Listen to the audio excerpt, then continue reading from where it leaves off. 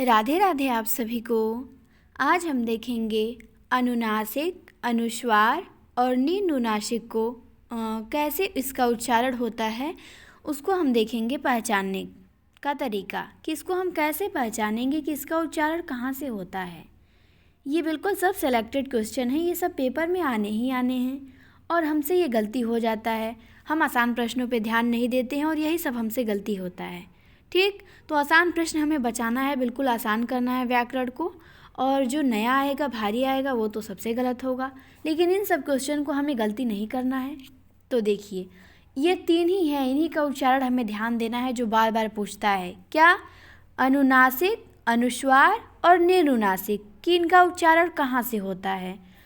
तो निर्नुनासिक तो बिल्कुल आसान है, इसमें पहले ही बता दिया है। निर्नुनासिक मतलब नाक नहीं रहेगी, केवल मुंह से।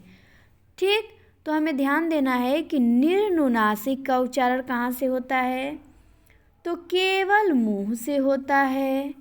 ठीक, अब देखिए, अब हमारा बचा अनुस्वार। अनुस्वार का उच्चारण कहाँ से होता है, केवल नाक से। जैसे अंग की मात्रा है ना, अंग की मात्रा बोल के देखिए, उसमें नाक का ज़्यादा प्रयोग है, मुंह बिल्कुल नहीं है। जैसे अंगूर, ठीक, अंग, तो इसमें नाक पे ज़्यादा मतलब वो है, मुंह का प्रयोग नहीं है। तो इसका उच्चारण कहाँ से होता है, अनुस्वार का उच्चारण केवल नाक से होता है, ये ध्यान देना है हमें। ठीक, और अनुनासिक का उच्चारण कहाँ से होता है, तो अनुनासिक मतलब चंद्र बिंदु जो होता है, इसका नाक और मुंह दोनों से होता है। जैसे आंगन, तो देखिए मुंह से भी ध्वनि निकलती है और नाक से भी निकलती है, खुद प्रयोग करके देखिए। अनुनासिक मतलब चंद्र बिंदु, जैसे आंगन, तो मुंह से भी ध्वनि निकल रही है, नाक से भी, तो इसका उच्चारण कहाँ से होता है, नाक और मुंह दोनों से होता है।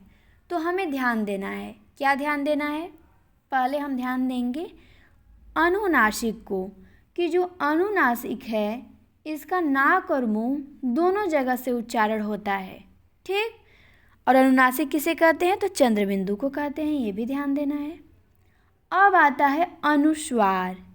क्या आता है, अनुस्वार। तो अनुस्वार का उच्चारण कहाँ से करते हैं हम, केवल नाक से करते हैं।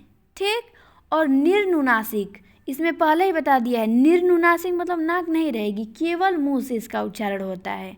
ठीक, तो हमें ध्यान देना है इन तीनों को ही, अनुनासिक, अनुस्वार और निर्नुनासिक को। तो अनुनासिक का नाक और मुंह दोनों से, अनुस्वार का केवल नाक से, और निर्नुनासिक मतलब केवल मुंह से। तो निर्नुनासिक बिल्कुल आसान है, ये तो हमें कंफ्यूज नहीं करेगा, केवल मुंह से, क्योंकि नाक इसमें रहेगा नहीं, तो केवल मुंह से। अनुस्वार को याद करना है, केवल नाक से, और अनुनासिक नाक और मुंह दोनों से।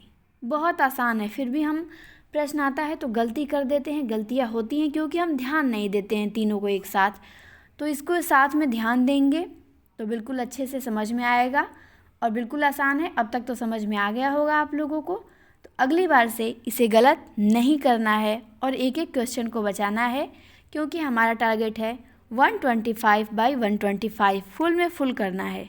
ठीक, तो आप लोगों को विशेष ध्यान देना है कि गलती ना हो। तो इन तीनों को आप लोग अच्छे से लिख लीजिएगा, और समझ में आ ही गया होगा अब तो, बिल्कुल आसान है। और कमेंट में बताइएगा कि अयोगवाह किसे कहते हैं और क्यों कहते हैं।